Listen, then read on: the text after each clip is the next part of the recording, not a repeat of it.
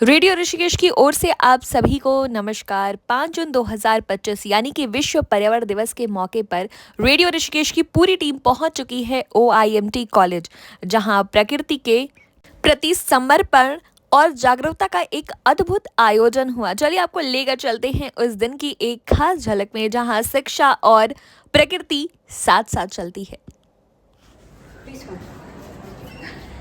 और यहाँ पर हम सबसे पहले पहुँच के बीएड डिपार्टमेंट के प्रिंसिपल संतोष डबराल जी से हमने ढेर सारी बातचीत की पर्यावरण से रिलेटेड। हमारे साथ में इस कॉलेज के बीएड डिपार्टमेंट के HOD doctor Santosh Kumar sir जी हमारे साथ में हैं, जिनके साथ कि हम आज बात करने वाले हैं विश्व पर्यावरण दिवस पर। क्या क्या पर्यावरण दिवस के उपलक्ष्य में यहाँ पर किया जाता है। तो सर नमस्कार, आपका बहुत बहुत स्वागत है हमारे आज के इस कार्यक्रम में। ओके, थैंक यू, नमस्कार।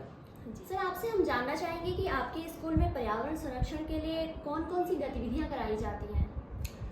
जी नमस्कार, मैं doctor Santosh Dabral, principal BEd, Omkarananda institute of management and technology. जी, हमारे यहाँ पर्यावरण संरक्षण के लिए छात्रों से कई गतिविधियाँ करवाई जाती हैं। ऐसा नहीं है कि हम केवल 5 जून को ही पर्यावरण दिवस को मनाने के लिए इस तरह की गतिविधियाँ हम करें। हमारा प्रयास ये रहता है कि क्योंकि हमको शिक्षक बनाने का काम हम यहाँ पर करते हैं, ये ट्रेनिंग कॉलेज है, तो उनको एक शिक्षा ये भी देते हैं कि समय समय पर हम अपने पर्यावरण के प्रति भी जुझारू रहें, शिक्षित बने और देश में इस तरीके से हम संदेश फैलाएं कि हमारा अगर पर्यावरण सही रहेगा तो हम भी स्वस्थ रहेंगे। तो इसी संक्षेप में हम बार बार बच्चों से प्लास्टिक यूज़ न करना, इस तरीके के संदेश हम फैलाते हैं। रैलियाँ निकाली जाती हैं पर्यावरण को संरक्षित करने के लिए। अभी हमारा एक रोटेक्ट क्लब हमारा ओमकारानंद इंस्टीट्यूट का है, ऋषिकेश के विभिन्न क्षेत्रों में जहाँ गंदगी इस समय ज़्यादा पनप जाती है, तो वहाँ पर्यावरण को संरक्षण करने के लिए वहाँ से हमने नगर निगम के साथ या नगर पालिका के साथ एक कार्यक्रम भी आयोजित किया था, जिससे कि हमने वहाँ के कूड़ा करकट जितनी भी सारी चीज़ें होती हैं, प्लास्टिक यूज़ जहाँ हो रहा था, उन सब का एक जगह एकत्रित करके और 0 पॉइंट तक उसको फैलाया, उसको पहुँचाया। तो इस तरीके से हम अनेक गतिविधियाँ, पेड़ पौधे आजकल हर ही लोग लगाते हैं। हम भी एक शिक्षा देते हैं बच्चों को कि जीवन में 1 या 2 पेड़ अवश्य लगाएं, जिससे वो आपकी 2-3 पीढ़ी तक वो आप लोगों को ये सारी शिक्षाएँ दें। बिल्कुल, बहुत सही बात आप सर अपने स्टूडेंट्स को बताते हैं कि अगर ज़िंदगी में हम एक ही पेड़ लगा लेते हैं और उसी की परवरिश हम बहुत अच्छे से कर लेते हैं, तो वही हमारे लिए बहुत बड़ी बात होती है। इसके साथ ही सर हम जानना चाहेंगे कि आपके अनुसार पाठ्यक्रम के जरिए छात्रों में पर्यावरण के प्रति जागरूकता कैसे बढ़ाई जा सकती है। छात्रों के बीच पर्यावरण का जागरूकता फैलाना, हम ये नहीं कि केवल इस तरीके के कार्यक्रम को आयोजित करके उनको प्रैक्टिकल ही नॉलेज देके भी हम इस तरीके से पर्यावरण जागरूकता उनके अंदर फैलाते हैं। और समय समय पर हमारे पास डिपार्टमेंट में या अदर जो कोर्सेज होते हैं, उनमें उनके पाठ्यक्रम में भी इंक्लूडेड है एनवायरनमेंट एजुकेशन। तो उसके माध्यम से भी हम इस तरीके की गतिविधियाँ या इस तरीके का जो योगदान है वो देते हैं। तो सर इस कॉलेज में क्या छात्रों को पर्यावरण से जुड़े प्रोजेक्ट और प्रैक्टिकल दिए जाते हैं। हाँ, बिल्कुल दिए जाते हैं, क्योंकि हमारा बीएड पाठ्यक्रम के अंतर्गत भी पर्यावरण शिक्षा एक पाठ्यक्रम है, जिसके अंतर्गत जो भी उसके सब्जेक्ट एक्सपर्ट होते हैं उनके द्वारा पर्यावरणीय शिक्षा, आधुनिक युग में पर्यावरण को किस तरीके से बचाया जा सकता है, किस तरीके से उस शिक्षा का योगदान हम अपने आने वाले भविष्य जो पीढ़ी है उसमें योगदान दे सकते हैं। और पर्यावरण से संबंधित हम उनको प्रोजेक्ट भी देते हैं और बाकी जो अन्य और कार्यक्रम होते हैं उनको भी हम यहाँ पर समय के अनुसार कराते रहते हैं। और ये हमारे बीएड पाठ्यक्रम में भी इंक्लूडेड है। अभी हमारा 4th सेमेस्टर है, उसमें भी ये एक अलग सब्जेक्ट है, तो उस सब्जेक्ट के माध्यम से भी बहुत सारे प्रोजेक्ट्स देते रहते हैं और इस तरीके के कार्य किए जाते हैं। जी बिल्कुल, जो कि बहुत ज़्यादा ज़रूरी भी है और कहा ही जाता है कि शिक्षा से ही इंसान भाई बहुत आगे तक जाता है। कोई भी चीज़ हो उसके लिए शिक्षा बहुत ज़्यादा ज़रूरी है और पर्यावरण के लिए तो और भी ज़्यादा ज़रूरी। तो सर हम अब आपसे जानना चाहेंगे कि आप इस पर्यावरण दिवस के उपलक्ष्य में देखने वालों को क्या संदेश देना चाहेंगे। जी, आज का दिन जो है 5 जून 2025 पर्यावरण दिवस के रूप में आज हम अपने यहाँ भी एक कार्यक्रम का आयोजन कर रहे हैं और जिसमें रेडियो टीम ऋषिकेश सम्मिलित हुई है। मैं आप लोगों का भी विशेष अपने विद्यालय परिवार की ओर से हार्दिक स्वागत और अभिनंदन करना चाहूँगा। पर्यावरण शिक्षा के लिए केवल मेरा यही कहना है कि हम केवल आज के दिन ही को ना देख के पर्यावरण दिवस पे काम करें। हम हर दिन पर्यावरण दिवस के लिए काम करते रहें, जिससे हमारी धरती माता समृद्ध रहे, खुशहाली रहे और जितने भी इसके अंतर्गत जीवित पशु पक्षी या अन्य जीव हैं उनको शांति मिले। बहुत बहुत धन्यवाद सर। Thank you. आपका परिचय हम जानना चाहेंगे। मैं रितेश चौधरी ओमकारानंद संस्थान के साथ पिछले कुछ समय से एज ए रजिस्ट्रार काम कर रहा हूँ और अब आपके बीच हूँ, आपके साथ हूँ। हाँ जी। सर आपसे हम जानना चाहेंगे कि जब आप बचपन में थे तो उस वक्त लोगों का पर्यावरण के प्रति क्या विचार थे और आज के टाइम पर आप पर्यावरण के प्रति लोगों के विचारों में क्या बदलाव देखते हैं? देखिए, अगर हम बचपन की बात करें तो बचपन में व्यक्ति सिर्फ अपने में जुनूनी होता है। जी। वो ना प्रकृति को कोई उसके लिए कोई अलग विषय नहीं होता जी। है। वो प्रकृति में मिट्टी में खेलता है, वो उसकी दोस्त होती है ना। हम पेड़ पे चढ़ जाते हैं, आम खाते हैं, कुछ करते हैं, तो वहाँ उस वक्त ना तो उसे लोगों की सोच के विषय में बहुत पता होता है, वो सिर्फ अपने हिसाब से जीवन को जी रहा होता है। तो हमने प्रकृति में जो गांव में खास तौर से हम पले बड़े हैं, तो उन्होंने प्रकृति को उस तरीके से जिया है जैसे वो उसके दोस्त हैं। और मुझे लगता है कि हमारे आसपास के समाज के सभी लोग उसके साथ एक दोस्ताना संबंध के साथ ही जीते हैं। जी। तो सर जैसे कि इस साल पर्यावरण दिवस की जो थीम है वो प्लास्टिक पॉल्यूशन है, तो इसे हम कैसे कम कर सकते हैं? देखिए, जब हम पर्यावरण की बात करते हैं तो पर्यावरण कोई विषय नहीं है, ये तो एक जीवन की एक आत्मा है जिसे हम कहेंगे। हम जब पेड़ों की हरियाली की बात करते हैं या नदियों की धारा की बात करते हैं या आकाश के सौंदर्य की बात करते हैं, उन्हें संजोते हैं जी। तो हम भविष्य को संजोते हैं। और हम इस वक्त यंत्रवत जीवन में हैं, जहाँ हमारे पास बहुत सारे साधन जुटाली हैं, यंत्र हैं हमारे, जिन्हें हम लेके अपने आसपास घूमते हैं।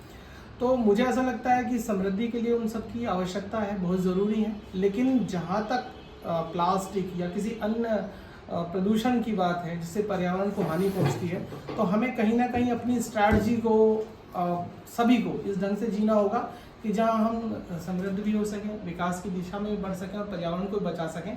तो जीवन में छोटी छोटी बातें हैं जिनका ध्यान रखना होगा।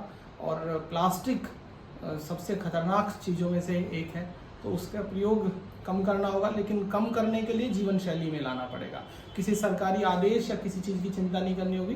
जब हम कहते हैं ना हम बाजार जाएंगे, आलू हमें पॉलीथीन में मिल जाएगा, लेकिन हमें अपनी आदत डालनी होगी, हम थैले में लेके आएंगे, जिससे हम बचते हैं।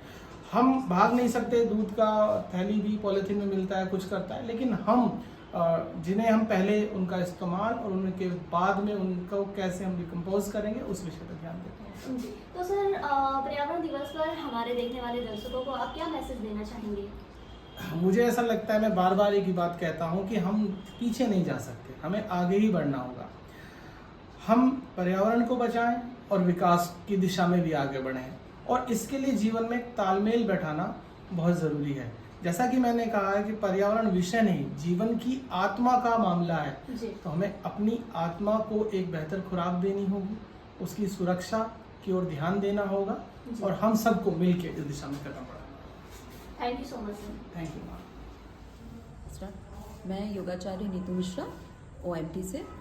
तो आज पर्यावरण दिवस में मैं आपको ये बोलना चाहूँगी, ये मेरा मैसेज ये है कि जिस प्रकार से हम योग से अपने शरीर को स्वस्थ रखते हैं और मानसिक शांति प्रदान हमें चाहिए होता है, क्योंकि हमें स्वस्थ शरीर के लिए क्या चाहिए, हमें फिजिकल और मेंटल दोनों पीस चाहिए होता है हमें। तो वो बिना पर्यावरण के मुझे नहीं लगता कि पॉसिबल है, क्योंकि प्राणायाम के द्वारा हम क्या करते हैं, अपनी वायु को शुद्ध करते हैं। और वायु को शुद्ध कैसे रखा जा सकता है, जब पर्यावरण होगा। और पर्यावरण में क्या है, हमें जो हम ऑक्सीजन लेते हैं वो कहाँ से मिलता है, हमें वृक्ष से मिलता है। तो मैं यही मैसेज देना चाहूँगी कि जिस प्रकार हम शरीर को स्वस्थ रखने के लिए योग करते हैं, उसी प्रकार हमें पर्यावरण का भी ध्यान रखना चाहिए, क्योंकि बिना पर्यावरण के योग भी संभव नहीं है। धन्यवाद। मैम आपका परिचय हम जानना चाहेंगे।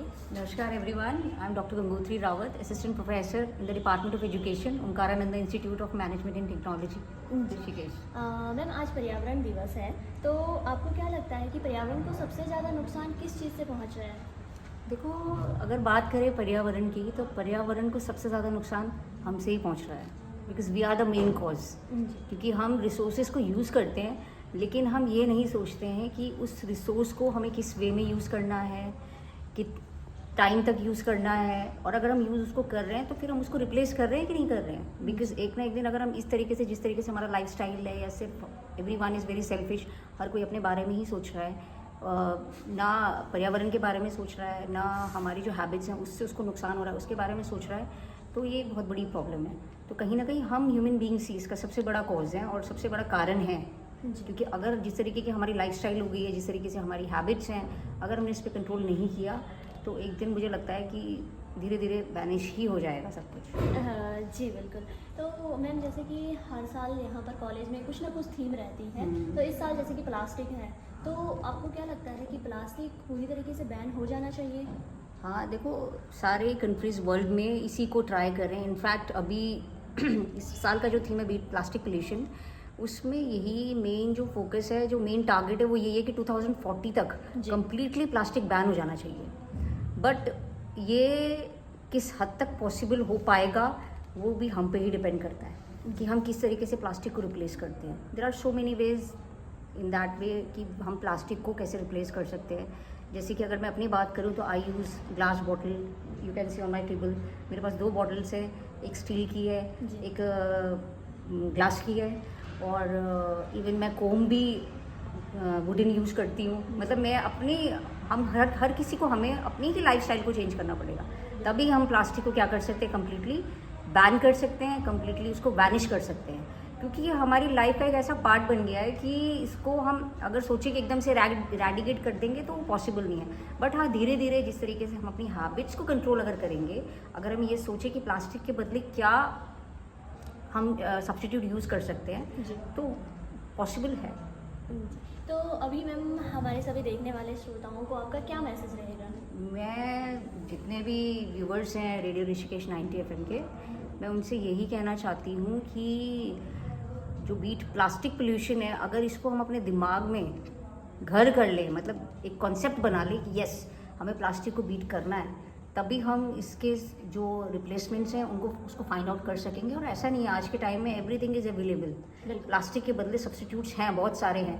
बस थोड़ा सा ये है कि कई लोग अवेयर नहीं हैं, कई लोग अफोर्ड नहीं कर पाते हैं, ये चीज़ें हैं। बट हाँ, ये कि अगर हम a sort of control maintain कर लें, ये सोच लें कि नहीं, अगर हम 10 चीज़ों में प्लास्टिक यूज़ कर रहे हैं और अगर हम सोचें कि हमें इसे रिड्यूस करना है, कम से कम इसको हम 7 या 8 तक लेके आना है, तो वाई नॉट, वो पॉसिबल है। बट हाँ, हम सबको मिलके आना पड़ेगा इस चीज़ के लिए। Thank you so much ma'am. Welcome. शिक्षकों से बातचीत के बाद हमने कॉलेज के कैंपस का भ्रमण किया, जहां पर हमने बच्चों की काफ़ी सारे क्रिएटिव चीज़ें देखी। पर्यावरण को लेकर उन्होंने चार्ट पेपर पे अलग अलग तरीके से मैसेज दे रखा हुआ था कि किस तरीके से वो पर्यावरण को बचा सकते हैं, और ऐसे में हमने छात्रों से बातचीत की। मेरा नाम नीति मैठानी और मैं बीएड सेकंड सेमेस्टर की स्टूडेंट हूँ। मेरा नाम श्रीति मिरानी है और मैं बीएड सेकंड सेमेस्टर की स्टूडेंट हूँ। क्या मैसेज? इन्वायरमेंट डे पे हमारा ये मैसेज है कि हमें इस साल की थीम है हमारी बीट प्लास्टिक पॉल्यूशन, तो हमें प्लास्टिक को रिड्यूस करना चाहिए, हमें रिसाइकिल चीज़ों का यूज़ करना चाहिए और ऐसे मटेरियल यूज़ करनी चाहिए जिन्हें हम रीयूज़ कर सकें। जितना हम नेचर को नर्चर करेंगे, हमारी लाइफ उतनी ही नर्चर होगी। ये बोलना चाहूँगी कि earth is not just but a responsibility we share together. कि अर्थ सिर्फ हमारा घर नहीं है, ये हमारी एक रिस्पॉन्सिबिलिटी है जिसे मेंटेन करके रखना हमारा कर्तव्य है। Thank you. मेरा नाम अंजलि रावत है, मैं बीएड सेकंड सेम की स्टूडेंट हूँ और मैं इन्वायरमेंट डे से इस पोस्ट के बारे में बताना चाह रही हूँ कि एज अ बीएड स्टूडेंट हम पीपल टीचर हैं और आने वाले फ्यूचर में हम एक टीचर की भूमिका निभाने वाले हैं। तो हमारा ये कर्तव्य बनता है कि जो भविष्य में आने वाली पीढ़ी है जिनको हम पढ़ाने जा रहे हैं, उनको हम इन्हीं स्टेप्स के बारे में बताएं कि हम कैसे अपने इन्वायरमेंट को बचा सकते हैं और हम प्लास्टिक का जितना कम यूज़ करें उतना अच्छा है। ऐसे प्लास्टिक का यूज़ करें जो रिसाइकिल हो सकते हैं, और उससे भी पहले ये सारे जो स्टेप्स हैं वो हम पहले अपने बिहेवियर पे लाएं, पहले हम उन चीज़ों को सीखें ताकि सीखने बच्चे हमसे सीखें। मेरा नाम है और ये मैं ये बोलना चाहती हूँ प्लास्टिक जो होता है, प्लास्टिक का यूज़ होता है उसको हम कम से कम करें। सबसे पहले हम घर से ही शुरुआत करेंगे। उसका जो होता है, हम कहीं भी जाते हैं, सब्जी लेने जाएँ तो हमें प्लास्टिक के बैग नहीं ले जाने चाहिए, ऐसे बैग का यूज़ करना चाहिए जहाँ जिनका कपास होगा, जिनका पे बेस्ड हमने पोस्टर बनाया है, जिसमें हमने 2 चीज़ों पे कंपैरिजन करा है कि अगर हमने अपने नेचर को जो है प्रोटेक्ट नहीं करा तो आगे आने वाले टाइम पे जो है उसकी दशा The same only that we have heard from all the 5 groups that we should avoid using plastic as much as we can. Clear to me? And we are not good at it basically, so we tried our best to showcase our thoughts through this poster. So basically we should reuse bags made of cloth, or we can use jute bags. We should avoid using bags made of paper as well, because paper भी plant से ही आ रहा है ना. We are using the trees and plants to make और produce the paper. My name is Jyoti Chaudhary and I want to say to all of you, please stop use of plastic and single use of plastic and use other things and substitutes of plastic. मेरा नाम पारुल है और मैं BA second semester की student हूँ. मैं ये message देना चाहूँगी कि हमारी इन्वायरमेंट की लाइफस्टाइल इस तरीके से होना चाहिए कि हम कम से कम प्लास्टिक का यूज़ करें. अगर हम मार्केट से कोई कुरकुरे का पैकेट भी लेकर आते हैं ना, तो वो भी प्लास्टिक, वो भी पॉलीथिन है, तो उसको मतलब एक छोटा सा टुकड़ा तोड़ने की वजह उसको बीच में से क्या करो, बीच में से उसको कट करो, ताकि उसका छोटा सा टुकड़ा भी बहुत ज़्यादा पोल्यूशन करता है. नमस्कार सर, मैं सेकंड सेम की छात्रा हूँ BEd की. मेरा लंबी ओपिनियन ये है पर्यावरण को लेकर कि पर्यावरण को हमें बचा के रखना चाहिए. हर दिन प्लांट्स लगाओ और उसका मतलब देखभाल भी करो हर दिन, और उसकी ग्रोथ पर ध्यान दो और प्लास्टिक का यूज़ कम करो. ये हमारा लाइफस्टाइल इन्वायरमेंट के लिए इस तरीके से होना चाहिए. और आज वर्ल्ड एनवायरनमेंट डे है, तो इस वजह से हम हमेशा प्लास्टिक को सॉल्यूशन के रूप में हमें देखना चाहिए, पॉल्यूशन के रूप में पॉल्यूशन के रूप में नहीं उसमें इन्वॉल्व होना चाहिए. आज हमारा थीम है इन्वायरमेंट डे पे हमारा थीम है कि प्लास्टिक का यूज़ कम से कम करना चाहिए. हमें ऐसी चीज़ों का यूज़ करना चाहिए जो रिड्यूस, रिसाइकिल और रीयूज़ हो सकती है. मेरा नाम रूपेश नियाल है. आज वर्ल्ड एनवायरनमेंट डे के दिन हमने प्लास्टिक को कम से कम करने के लिए कुछ उपाय बताए हैं. अगर हम प्लास्टिक यूज़ कर रहे हैं तो ऐसे प्लास्टिक का यूज़ किया जाए जो रीयूज़, रिसाइकल होता है. अगर कोई प्लास्टिक रीयूज़, रिसाइकल और रीयूज़ नहीं हो रहा है तो उसका उपयोग हमें सबसे कम करना है.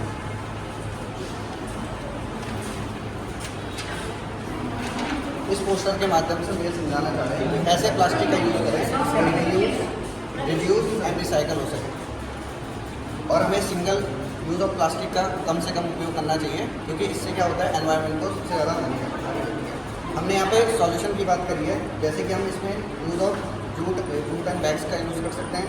सेकंड है, अगर हम प्लास्टिक्स का यूज़ कर रहे हैं तो हम इसको होम डेकोर के लिए यूज़ कर सकते हैं. दूसरा, अगर हम फूड को अगर कंटेन कर रहे हैं तो उसको हम क्या ग्लास जार का यूज़ कर सकते हैं, और हम क्या मिट्टी के बर्तनों का भी इसमें यूज़ कर सकते हैं. Thank you. बच्चों से बातचीत करने के बाद हमने देखा उनकी रचनात्मकता का वो रूप जो शब्दों से कहीं आगे था. कैंपस के एक कोने में सजी थी रंग बिरंगी रंगोली, जिसमें धरती, पेड़, सूरज, जल, कई सारे प्रकृति के सुंदर नज़ारे थे, और इसी को अप्रिशिएट कर रहे थे यहाँ के डायरेक्टर. वो हर उस बच्चे को बुला रहे थे जिन्होंने चार्ट पर अपने थॉट्स को शेयर किया था और उन्हें अप्रिशिएट कर रहे थे. ये चार्ट पेपर सिर्फ सजावट नहीं थी, बल्कि बच्चों की पर्यावरण के प्रति एक खूबसूरत भावना का प्रदर्शन था. इसके साथ पास ही एक बोर्ड पर इस साल की वर्ल्ड एनवायरनमेंट डे का थीम भी सजा हुआ था, और इसी थीम की जानकारी दे रहे थे यहाँ के डायरेक्टर बच्चों को, और जानने की कोशिश कर रहे थे कि इस थीम से वो क्या समझते हैं. और ये बात तो सच है कि पर्यावरण को बचाना हमारी जिम्मेदारी है, क्योंकि धरती सिर्फ आज की नहीं बल्कि आने वाली पीढ़ियों की भी धरोहर है. और आई एम कॉन्फिडेंट कि आप ये तभी बना सकते हो जब आपके माइंड में सारी चीज़ें पहले से है. एक जो कॉन्फिडेंस की जरूरत है वो एक टीचर में होनी चाहिए. अगर आप क्लास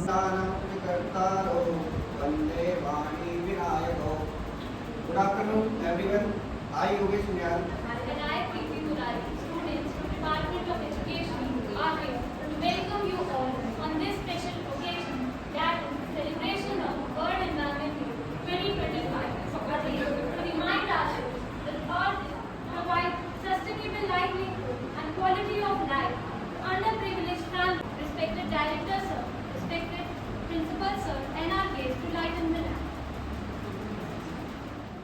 कार्यक्रम की शुरुआत दीप प्रज्वलन से हुई थी, जो ज्ञान, उजाले और नई शुरुआत का प्रतीक है। शिक्षकों और छात्रों ने मिलकर जब दीप जलाए तो लग रहा था जैसे प्रकृति के नाम एक शुद्ध संकल्प लिया जा रहा है।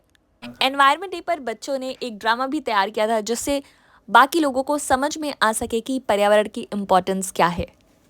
इस कार्यक्रम के बाद हमने यहाँ के डायरेक्टर सर से बातचीत भी की। तो अभी हम पूरे कॉलेज में इतना कुछ देख चुके हैं, इतना कुछ क्रिएटिविटी यहाँ पर हम लोगों ने देखी है, किस तरह से यहाँ पर स्टूडेंट कितना कुछ कर रहे हैं पर्यावरण के लिए, और हमने देखा कि कितने सारे स्टूडेंट के जो मैसेज हैं वो भी हम लोगों ने सुने।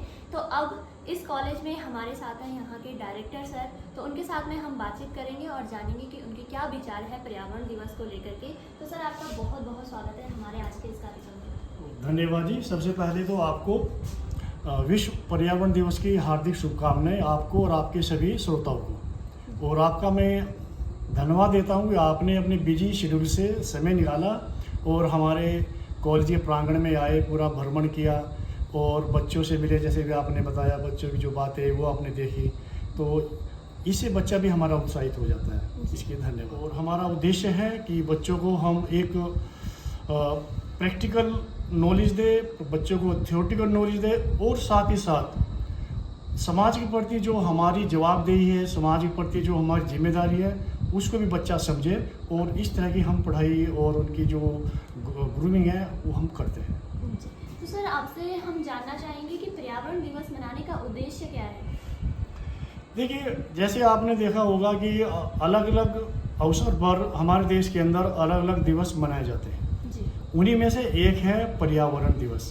इसका मुख्य उद्देश्य है एक जागरूकता फैलाना, सभी को, सभी नागरिकों को, पूरे देश की जनता को ये बताना कि हम जहाँ रहते हैं, ये पर्यावरण जहाँ हमारा घर है, उसको हमें कैसे ठीक रखना है। अगर हमें स्वस्थ रहना है, सुख में जीवन व्यतीत करना है, तो हमें पर्यावरण को संरक्षित करना होगा और स्वच्छ वातावरण बनाना होगा। इस मुहिम को आगे चलाने के लिए ये एक बहुत इम्पोर्टेंट डे है, जो आज हमारे ही देश में नहीं, लगभग पूरी दुनिया में 150 देश से भी ज़्यादा लोग, 150 संख्या से भी ज़्यादा देश इसमें हिस्सा ले रहे हैं और वो पर्यावरण को संरक्षित करने के लिए, स्वच्छता बढ़ाने के लिए इसमें अपना सहयोग कर रहे हैं। जी, तो सर, ये जो पर्यावरण दिवस है ये कब से मनाया जाता है? ओके, देखिए, पर्यावरण दिवस अगर हम मनाने की बात करते हैं, इन दो बातों को अलग कर सकते हैं। पर्यावरण तो हमारी एक हिस्ट्री है, अशोका टाइम से, वैदिक टाइम में हम इसको मनाते आए, हम हमेशा पर्यावरण सोच रखते हैं जी। लेकिन जहाँ तक आप बात आपने की दिवस की, इसको हम 1973 से इसको मनाते आ रहे हैं जी। उसकी वजह है, इसकी आपको वजह ही बताएंगे जी। क्योंकि first time through out world United nation human environment के ऊपर एक कॉन्फ्रेंस हुई थी जी। 1972 में। इस जगह का नाम है स्टॉकहोम कॉन्फ्रेंस। स्टॉकहोम शहर पड़ता है स्वीडन में। तो ये पहली पर्यावरण के ऊपर एक नेशनल कॉन्फ्रेंस थी और इसके अंदर बहुत से एजेंडे तय किए गए। एजेंडा 1 to 26 काफ़ी जो इम्पोर्टेंट है कि कैसे हमें अपने पूरे ग्लोब को, पूरी दुनिया को पर्यावरण सुरक्षित करना है और जो दूषित पर्यावरण से उसको बचाना है। तो उस तब से लेकर के, क्योंकि वो सेलिब्रेट किया गया था 5 जून 1972 टू 16 जून 1972। ये पूरा 12 दिन का प्रोग्राम था। तो जो 5 जून इम्पोर्टेंट है, इसलिए जब अगले साल आया 72 बाद 73, तो यूनाइटेड नेशन ने सन 73 को भी, 1973 को भी पर्यावरण दिवस के उसमें मनाया। जी, तो सर, अब हम जानना चाहेंगे कि पर्यावरण व पर्यावरण प्रदूषण क्या होता है? देखिए, आप यहाँ पर बैठे हो, देख रहे हो अपने चारों तरफ, जो भी कुछ आप अनुभूति कर रहे हो, जो भी कुछ आप देख रहे हो, वो सब पर्यावरण है जी। हम सामने पहाड़ नजर आ रहे हैं, नदियाँ नजर आ रही है, पेड़ पौधे नजर आ रहे हैं, सब कुछ, हवा, जल, मिट्टी, बिल्डिंग, इनक्लूड एवरीथिंग, जो भी हमारी सराउंडिंग में है, चाहे वो जीव है या निर्जीव है, सब पर्यावरण है जी। और दूसरा जो क्वेश्चन आपसे कि इम्पोर्टेंट ये है कि हमें इसको सोच रखना है। जो भी चीज़ हमें नज़र आ रही है उसको हमें सोच रखना है। लेकिन जो आपने कहा प्रदूषण, जब इस पर्यावरण के अंदर कुछ ऐसे तत्व आ जाते हैं जिससे कि वो नेचुरली उसका हिस्सा नहीं है, लेकिन उसको उसमें एंट्री की गई है, उसमें प्रवेश किया गया उसका, तो उसके जो खामियाजे भुगतने पड़ते हैं, उसके जो साइड इफेक्ट है वो आते हैं। आप देखेंगे वो अपना पर्यावरण है, अचानक कहीं कोई आग लगा देता है, धुआं होगा, तो जब हम उसके पास से गुजरेंगे तो हमें अनकंफर्टेबल फील होगा, हम नाक पे कपड़ा लगाएंगे। क्यों? क्योंकि वो धुआं उसका हिस्सा नहीं है, उसमें हमने डाल दिया गया, तो हमने पर्यावरण क्या किया? दूषित कर दिया। तो ये पर्यावरण को दूषित करना, यही जो इसको पर्यावरण जो इन्वायरमेंट पोल्यूशन बोलते हैं, यानी कि कुछ ऐसे तत्व जो हम उसमें एंटर करते हैं और वो पर्यावरण जो हमें नज़र आती है, जल, पेड़ पौधे और ह्यूमन बीइंग, दूसरे लिविंग ऑर्गेनिज्म, वो उनको हार्म पहुंचाते हैं, उनको नुकसान पहुंचाते हैं, उसको हम पर्यावरण दूषित बोलते हैं। जी, तो सर अब हम जानना चाहेंगे कि जो पर्यावरण के लिए हमारे देश में कानून बनाए गए हैं, सर वो क्या क्या है?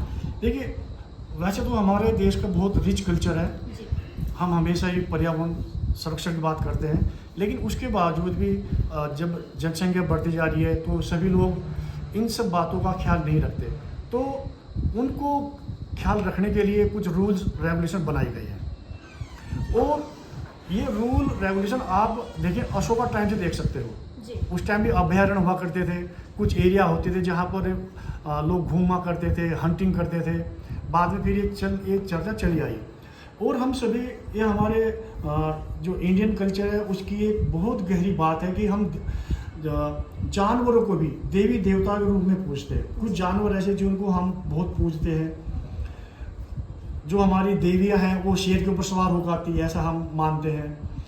नदियाँ हैं उनको हम बड़ा पवित्र मानते हैं, उनको पूजा करते हैं। उदाहरण हमारे ऋषिकेश शहर में ही गंगा जी जाती है, सबके लोग देश के हर कोने से यहाँ लोग आते हैं, पूजा करते हैं। तो एक बड़ी परंपरा है अपने पर्यावरण को बचाने की। लेकिन जो धीरे धीरे लोगों ने जो कुछ बेरुखी आई, इस चीज़ को नहीं अपनाया, उनको बिहेवियर को रेगुलेट करने के लिए हमें कानून की ज़रूरत पड़ती है। तो इसलिए अंग्रेजी टाइम में पहला कानून आया था हमारा, मद्रास में आया था एलिफेंट को बचाने के लिए। फिर हमारा 1927 में फॉरेस्ट एक्ट आया था 1927, ठीक है। ऐसे ही फिर हमारा वाइल्ड लाइफ प्रोटेक्शन एक्ट 1974 है। इसी तरह से हमारा वाइल्ड लाइफ प्रोटेक्शन 1972 है, और water prevention and control pollution act 1974 है, एयर पोल्यूशन एक्ट 1981 है, और एक कॉम्प्रिहेंसिव एक्ट जिसको हम बोलते हैं the environment pollution control act 1986 है। ये इस तरह के बहुत से एक्ट हमारे पास हैं जिसके अंदर बहुत से प्रोविजंस हैं। उनके अंदर क्या पेनल्टी लगेगी अगर वायलेशन करता है, वो भी सारी बातें उसके अंदर रखी गई है। तो एक बड़ा हमारा एक देश की एक अलग मिनिस्ट्री भी है इसके अंदर में, जो मिनिस्ट्री ऑफ फॉरेस्ट, पर्यावरण, और हमारे ट्रिब्यूनल भी बने हुए, ग्रीन ट्रिब्यूनल्स वगैरह, जो इन चीज़ों को देखते हैं और पर्यावरण का अच्छे से बचाव करते हैं। जी, तो सर पर्यावरण से संबंधित आपने हमारे साथ बहुत सारी बातें साझा की हैं और हमारे देखने वाले, सुनने वाले श्रोताओं को काफ़ी अच्छा आज लग रहा होगा। तो सर अब हम जानना चाहेंगे कि अपनी प्रकृति को हम स्वच्छ बनाए रखने के लिए आप क्या संदेश देना चाहेंगे? देखिए, मैं हमेशा एक बात कहता हूँ अपने विद्यार्थियों से भी, पर्यावरण स्वच्छ है, प्रकृति के अंदर बहुत ताकत है, बहुत शक्तिशाली है। कई बार तो हमें जो है पैसिव होना पड़ेगा बजाय एक्टिव के, हमें कुछ करना नहीं है। मैं इसे बिलीव करता हूँ, हम कुछ काम करते, अगर हम उनको करना बंद कर देंगे तो हमारा पर्यावरण अपना आप शुद्ध हो जाएगा। इसका जीता जागता उदाहरण हमने देखा कोरोना टाइम में, जब सब लोग घरों के अंदर बंद थे, तो हमारी जो गाड़ियाँ बाहर खड़ी थी जो खुले आसमान के नीचे, उनके ऊपर डस्ट के पार्टिकल्स भी नहीं होते थे। नीचे जो प्लेन का एरिया है, हरिद्वार साइड से भी आपको हिमालय नज़र आते थे, क्योंकि पर्यावरण पूरा क्लीन हो गया था। हमने दूषित करना बंद कर दिया था, हमने क्लीन नहीं किया, हमने दूषित करना बंद कर दिया। ऐसे ही जैसे हम कई बार बात करते हैं, हम पेड़ लगाएंगे, ठीक है लगाइए, बहुत अच्छी बात है, लेकिन मैं उससे ज़्यादा इम्पोर्टेंस देता हूँ कि पेड़ काटिए मत। पृथ्वी के अंदर, प्रकृति के अंदर बहुत ताकत है, वो अपना पेड़ आ जाएंगे। आप थोड़ी जमीन खाली छोड़ दीजिए, पेड़ आ जाएंगे। लेकिन हम अगर काटते रहेंगे तो क्या होगा? हम पेड़ काटना बंद कर दें, हम पानी को पोल्यूट करना बंद कर दे, हम प्लास्टिक का इस्तेमाल करना बंद कर दे, ठीक है। जब हम कुछ ऐसे काम करेंगे तो यानी क्या कि हमने कुछ करना बंद किया है, तो हमारा ऑटोमेटिक पर्यावरण शुद्ध हो जाता है। और एक हेल्दी जीवन की हम एक कामना करते हैं, क्योंकि हमारे कॉन्स्टिट्यूशन के अंदर ही प्रोविजंस है। ये तो मैंने आपको कुछ कानून बताए जो स्टैट्यूटरी प्रोविजंस है। जो हमारा देश का सबसे बड़ा कानून है वह है संविधान। संविधान के अंदर भी आप देखेंगे आर्टिकल 21 है, अनुच्छेद 21, वो कहता है राइट टू लाइफ, यानी जीने का अधिकार। तो जीने का अधिकार ये नहीं हम कैसे भी जिए, जीने का अधिकार मीन्स आपको शुद्ध पानी चाहिए, आपको शुद्ध हवा चाहिए सांस लेने के लिए, और वो कब है, जब हमारा पर्यावरण स्वच्छ है, शुद्ध है। तो और शुद्ध कब है, जब हम उसको पोल्यूट नहीं कर रहे हैं। ऐसे ही कॉन्स्टिट्यूशन में हमारा एक पार्ट 4 है, जिसको हम बोलते हैं DPSP, directive principle of state policy. उसके अंदर आर्टिकल 48A है, वहाँ हमें बात कही गई है, यानी कि हमारे अपने अधिकार भी है, सरकार की भी नीतियाँ हैं। फिर हमारा आर्टिकल 51A, जहाँ हमारे नागरिकों के कर्तव्य की बात कही गई है। तो आर्टिकल 51AG में भी हमारे कुछ कर्तव्य हैं, जहाँ हमें पर्यावरण को बचाना है, पेड़ पौधे जीव जंतु सबकी हमें रक्षा करनी है। जी बिल्कुल, बहुत अच्छा मैसेज सर आपने दिया है कि हमें खुद की रक्षा तो करनी ही है, बल्कि साथ साथ में जीव जंतुओं की भी रक्षा हमें करनी है। इस पर्यावरण को स्वच्छ हमें बनाए रखना है। सर आपने हमारे साथ में बहुत सारी बातें साझा की, इसके लिए हम आपका धन्यवाद करेंगे सर। बहुत बहुत धन्यवाद। आखिर में मैं दोबारा फिर कहूँगा कि रेडियो FM बहुत बहुत शुभकामनाएं, और आप एक समाज के लिए बेहतरीन कार्य कर रहे हो, और इन सब कार्यों के लिए मेरी आपको शुभकामनाएं हैं।